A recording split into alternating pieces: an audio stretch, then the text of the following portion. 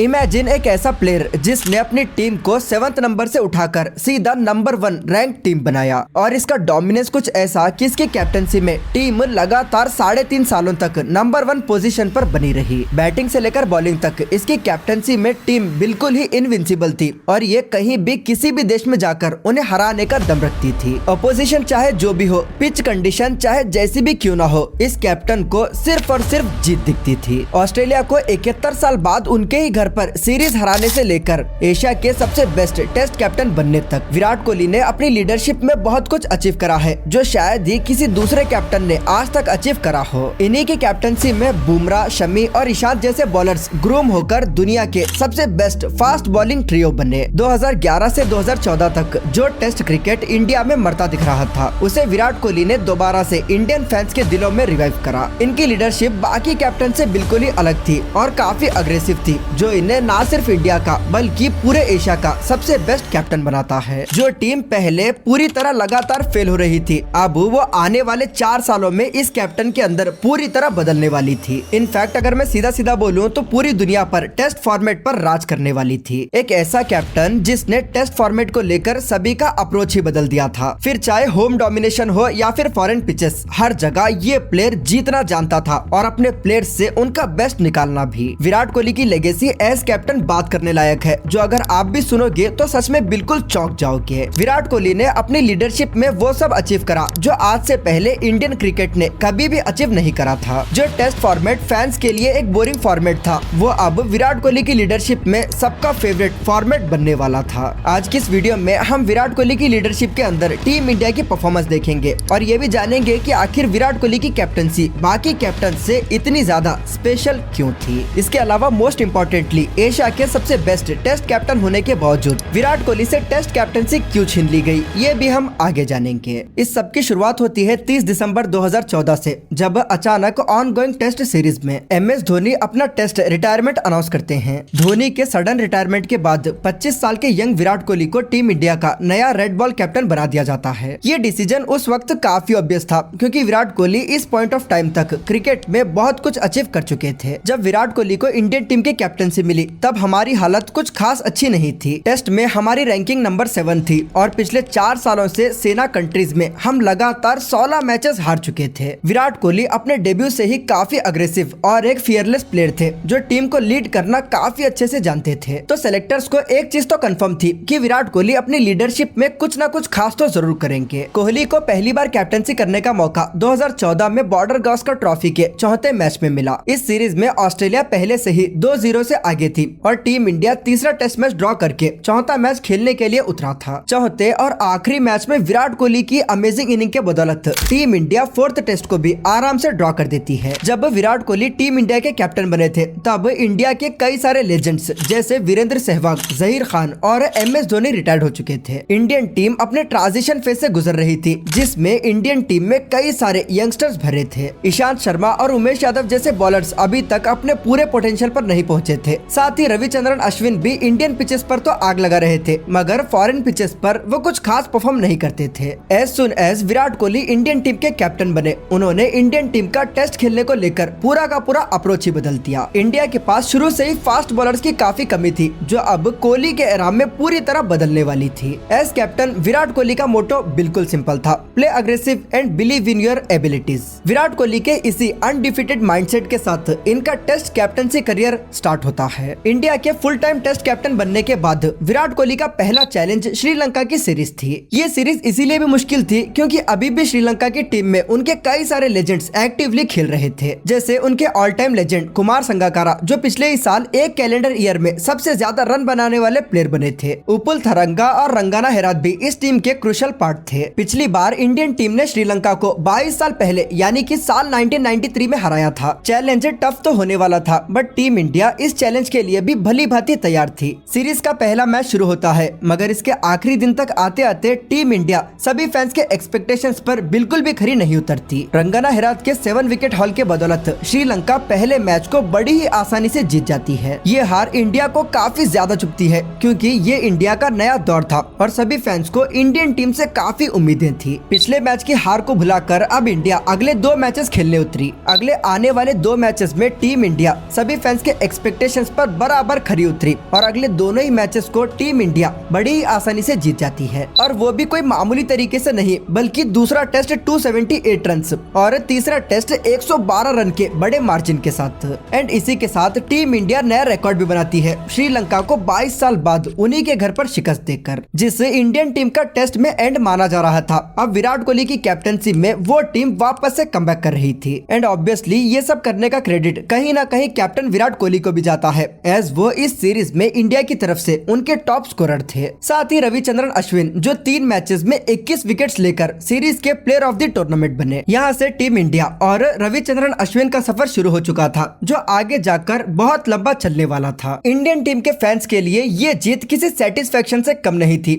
मगर ये तो सिर्फ शुरुआत थी, क्योंकि आगे टीम इंडिया इससे भी बड़ी बड़ी जीत हासिल करने वाली थी। श्रीलंका को उन्हीं के घर पर हराने के बाद टीम इंडिया का अगला चैलेंज साउथ अफ्रीका होने वाली थी। इस साल साउथ अफ्रीका का जो स्क्वाड था वो उनके पूरे क्रिकेट इतिहास का सबसे ज्यादा स्ट्रॉन्गेस्ट स्क्वाड था। Hashim Amla, Faf du Plessis, AB de Villiers, Morne Morkel, Dale Steyn, न जाने कितने ही लेजेंड्स इस टीम का हिस्सा थे, मगर इतने सारे लेजेंड से भरी साउथ अफ्रीका टीम को भी टीम इंडिया बुरी तरह व्हाइट वॉश कर देती है। इस सीरीज में साउथ अफ्रीका का हाल इतना ज्यादा बुरा था कि उनके लेजेंड्स बस मैच को ड्रॉ करने के लिए 10-12 के स्ट्राइक रेट से खेल रहे थे, मगर बावजूद इसके वो बिल्कुल क्लूलेस दिखे और इंडिया ने इस सीरीज को 3-0 से जीत लिया। यहीं से इंडिया का अपने घर पर डोमिनेट करना शुरू हो चुका था, जो आगे जाकर बहुत बड़े पैमाने पर होने वाला था। विराट कोहली के अंडर ये टीम और भी स्ट्रॉन्ग लग रही थी, और कैप्टनसी पास ऑन करने का जो डिसीजन था वो काफी सही साबित हो रहा था। जडेजा और अश्विन का जो स्पिन डुओ था वो भी मैच दर मैच और भी इम्प्रूव हो रहा था, और हमें एक स्ट्रॉन्ग स्पिन डुओ मिल चुका था। 2015 में थ्रू आउट द ईयर अच्छा परफॉर्म करने के चलते टीम इंडिया 7th स्पॉट से उठकर सीधा साल के एंड तक आते आते नंबर 2 पर पहुंच चुकी थी, मगर नंबर 1 का स्पॉट अभी भी अचीव करना बाकी था, जो अगर हम सोच कर देखें तो यहाँ से कुछ ज्यादा दूर नहीं था। 2015 के बाद अब 2016 का साल आ जाता है, और ये साल टीम इंडिया के लिए टेस्ट फॉर्मेट में किसी मेमोरेबल ईयर से कम नहीं था। इस साल भी हमने कई सारे चैलेंजेस फेस करे। पहले वेस्ट इंडीज को उन्हीं के घर पर 2-0 से हराया, जिसे करने में सबसे बड़ा कंट्रीब्यूशन खुद कैप्टन कोहली और कंसिस्टेंट रविचंद्रन अश्विन का था। एज कैप्टन विराट कोहली ने अपना पहला टेस्ट डबल 100 भी इसी सीरीज में मारा था। अब इंडिया का नेक्स्ट चैलेंज अपने ही घर पर न्यूजीलैंड के खिलाफ था, जो कि 3 टेस्ट मैचेस खेलने के लिए इंडिया को आई थी। टीम इंडिया को इंडिया में हराना ये कोई मामूली बात बिल्कुल नहीं थी, जो कि इस सीरीज में भी साफ साफ दिखाई दे रहा था। पूरी सीरीज में न्यूजीलैंड कहीं भी इंडिया के खिलाफ खड़ी ही नहीं हो रही थी, और बस पूरी सीरीज में बुरी तरह चोक कर रही थी। इंडिया लिटरली इस सीरीज में वन साइड डोमिनेट कर रहा था, जबकि न्यूजीलैंड इस पूरी सीरीज में बस किसी तरह मैचेस को खेल ही रही थी। इंडिया का इस सीरीज में डोमिनेशन आप इनके विन मार्जिन से लगा सकते हो। पहला टेस्ट 197 रन से जीता,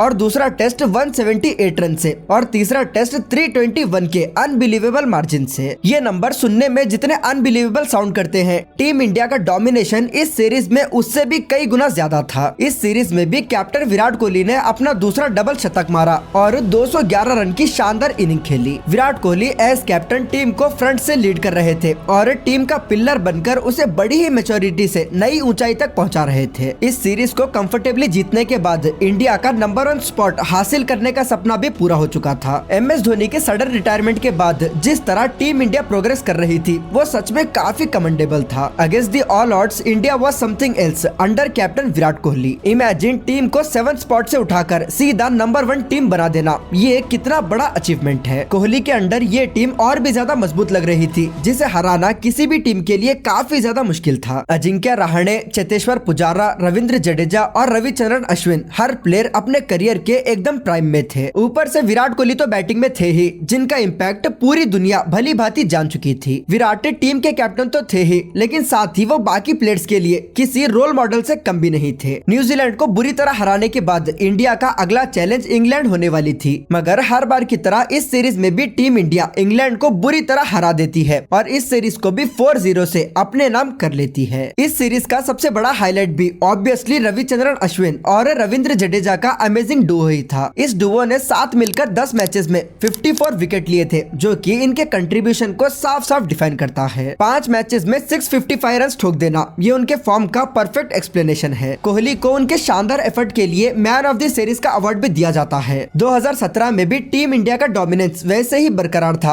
और वो इस पूरे साल में भी वैसे ही अनबीटन थे। विराट कोहली के कैप्टन बनने के बाद से 2015 से 2018 तक मेजोरिटी सीरीज में इंडिया ने एक तरफा जीत हासिल करी थी। फिर चाहे साउथ अफ्रीका को 2-0 से हराना हो या फिर माइटी इंग्लैंड को 3-0 से, इंडियन टीम ने इस दौरान कई सारी मेमोरेबल विक्ट्रीज अपने नाम करी थी। मगर ये सब तो अभी शुरुआत थी, क्योंकि विराट कोहली का असली चैलेंज आना तो अभी बाकी था। 2018 की बॉर्डर गावस्कर ट्रॉफी को खेलने के लिए इंडिया अपनी फुल स्ट्रेंथ स्क्वाड के साथ बिल्कुल ही तैयार थी। ये बीजीटी सही मायने में किसी प्योर सिनेमा की तरह था, जिसमें ड्रामा था, एक्शन था और भर भर कर एग्रेशन भी। इस बार टीम इंडिया 2014 की बॉर्डर गावस्कर ट्रॉफी की हार का बदला लेने आई थी, जो कि सभी की आंखों में साफ साफ दिखाई दे रहा था। पहला मैच स्टार्ट होता है, मगर इस पूरे मैच में मानो कोई भी इंडियन बैट्समैन बैटिंग करने के मूड में ही नहीं था। एक के बाद एक सभी बैट्समैन पवेलियन की तरफ चलते बने और सिर्फ 41 रन पर इंडिया ने 4 क्रुशियल विकेट खो दिए थे। इंडिया बुरी तरह मुसीबत में थी, मगर अभी भी चेतेश्वर पुजारा डट कर दूसरी तरफ बैटिंग कर रहे थे। इन्होंने अकेले दम पर 123 रन की शानदार इनिंग खेलकर 250 का सम्मानजनक स्कोर खड़ा करा। माना ये टोटल छोटा था, मगर इंडियन बॉलर्स की अमेजिंग कंट्रीब्यूशन के चलते इंडिया पहला टेस्ट मैच ऑस्ट्रेलिया के खिलाफ बड़े ही आसानी से जीत जाती है। बट दूसरे टेस्ट मैच में Australia made a huge comeback और वो इस मैच को 146 के बड़े मार्जिन से इंडिया को हरा देते हैं। अब दूसरे टेस्ट मैच को हारने के बाद तीसरे टेस्ट मैच में इंडियन टीम कमबैक करने के लिए तैयार थी। पहली ही इनिंग से इंडिया का डोमिनेंस साफ साफ दिख रहा था और बड़ी ही आसानी से टीम इंडिया इस मैच को जीत जाती है। ये जीत मामूली तो बिल्कुल नहीं थी, क्योंकि ऑस्ट्रेलिया में जाकर उन्हीं की सॉइल पर उन्हें ही हराना ये इंडिया के लिए बहुत बड़ी बात थी। और इस सीरीज को जीतकर इंडिया ने एक नया रिकॉर्ड भी बनाया। 70 साल बाद ऑस्ट्रेलिया में कोई टेस्ट सीरीज जीतकर। इस सीरीज को जिताने का सबसे ज्यादा क्रेडिट चेतेश्वर पुजारा को जाता है। सीरीज के टॉप स्कोरर रहे पुजारा को man of the series award भी दिया जाता है। साथ ही जसप्रीत बुमराह और मोहम्मद शमी ने भी इंडिया की हिस्टोरिक जीत में इक्वली कंट्रीब्यूशन दिया। इसके अलावा ऑब्वियसली टीम के बाकी मेंबर्स ने भी अपनी अच्छी परफॉर्मेंस से इंडिया को काफी अच्छी पोजीशन में रखा। ये मोमेंट सभी प्लेयर्स के लिए और साथ ही साथ सभी इंडियन फैंस के लिए काफी ज्यादा स्पेशल था। इस जीत के बाद मानो इंडियन टीम का कॉन्फिडेंस पूरी तरह बूस्ट हो चुका था। ये मैं एक एरोगेंट वे में नहीं कह रहा हूँ, ये मैं सच्चाई बोल रहा हूँ कि हम इतना बिलीफ रखते हैं एज ए टीम अपने अंदर कि हम लोग किसी को भी कहीं भी हरा सकते हैं। ओके, तो अभी तक हमने विराट कोहली के अंडर इंडियन टीम की मैजिकल परफॉर्मेंस देखी, पर आखिर विराट कोहली के इतने सक्सेसफुल होने के पीछे की असली वजह क्या है? Let's discuss about some important points of Kohli's leadership. Kohli as leader, इनका विजन बाकी कैप्टन से काफी अलग था। वो ड्रॉ या फिर हार के लिए नहीं, बल्कि सिर्फ जीत के लिए खेलते थे। उनके माइंडसेट का ही नतीजा सारी टीम में एक पॉजिटिव माहौल बन चुका था। इनके अंडर सभी प्लेयर्स का बेस्ट निकलता था और वो अपने पूरे पोटेंशियल पर परफॉर्म करते थे। विराट कोहली ही वो लीडर थे जिन्होंने इंडिया में फास्ट बॉलिंग को इवॉल्व करा था। इंडिया शुरू से ही अपनी स्पिन बॉलिंग के लिए जानी जाती थी, मगर हमारे पास एक कोर बॉलिंग यूनिट कहीं ना कहीं एब्सेंट था। मगर ये सब कुछ एकदम से बदला विराट कोहली की कैप्टनसी में। कोहली अपने स्पिनर से ज्यादा पेसर्स पर बिलीव करते थे और उनका मैसेज बिल्कुल क्लियर था, उन्हें दुनिया का सबसे बेस्ट फास्ट बॉलिंग कोर बनाना था, जो कि ऑब्वियसली विराट कोहली ने किया भी था। इनके अंडर पेसर्स ने 60 मैचेस में 560 विकेट्स लिए थे और वो भी बस 25 की एवरेज से। कंपेयरिंग टू MS धोनी, उनके पेसर्स ने 60 मैचेस में 450 विकेट लिए थे